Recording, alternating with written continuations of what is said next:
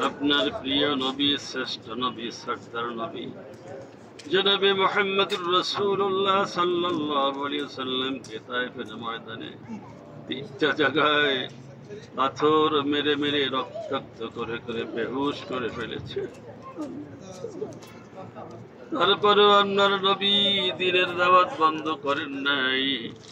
ফেরেশতা আসছিল এই জায়গাকে ধ্বংস করার জন্য, গোটা তায়েফ শহরকে চুরমার করার জন্য জিবরাইল আসছিলেন। আমাদের প্রিয় নবী বললেন, আল্লাহুম্মা গফির লিকাওমি ফাইন্নাহুম লা ইয়ালামুন। আল্লাহ আমার কওমকে মাফ করে দাও, ওরা জানে না যে আমি নবী। যদি ওদেরকে ধ্বংস করে দাও, আমি কার কাছে দ্বীনের দাওয়াত দেব? অপর হাদিসে আছে রাসূলুল্লাহ বলেছেন, আল্লাহুম্মা হদি লিকাওমি ফাইন্নাহুম লা ইয়ালামুন। আমার কওমকে আল্লাহ তুমি হেদায়েত দান করো। দেখা গিয়েছে এই দোয়া আল্লাহ এমন ভাবে কবুল করেছেন, মক্কা বিজয়ের পরে গোটা তায়েফ নগরীর লোক দলে দলে ইসলাম গ্রহণ করেছে।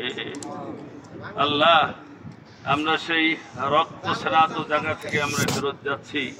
আমরা যেন রসুলের মতো ইমানের বলে বলিয়ান হতে পারি, হযরত আলীর মতো ইমানের বলে বলিয়ান হতে পারি, আল্লাহুম্মা আমিন, হারেসার মতো ইমানের বলে বলিয়ান হতে পারি। আমিন। আল্লাহ, বাংলাদেশের জমিনে আপনার দ্বীনকে গালিব করার জন্য আমাদের প্রত্যেককে মর্দে মুজাহিদ বানায় দেন আল্লাহ, আমিন। আয় আল্লাহ তাআলা, বুড়িকে রসুল যেমন সেবা করেছেন কাটা দেওয়ার পরেও, আমরা জানি দেশে যে আমাদের যে জীবনের চরম শত্রু, তার সাথে আমরা উত্তম ব্যবহার করতে পারি, এই শিক্ষা নেওয়ার তৌফিক আমাদেরকে দান করেন। আরেকটা কুদরত আপনার, ওই হাজার হাজার মন পাথরের ওজন, শতে শতে কাফেররা ওইটাকে ফেলাবার জন্য চেষ্টা করেছে। পাথরটা ছিল চূড়ায়, একটা গড় দিয়ে ওখানে এসে লেগে রয়েছে, নিচে তেমন কোনো সাপোর্ট নাই। এটা আপনার কুদরত।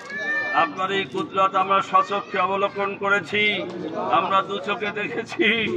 এজন্য আমাদেরকে আপনার উপরে কঠিন ভাবে বিশ্বাস, ঈমান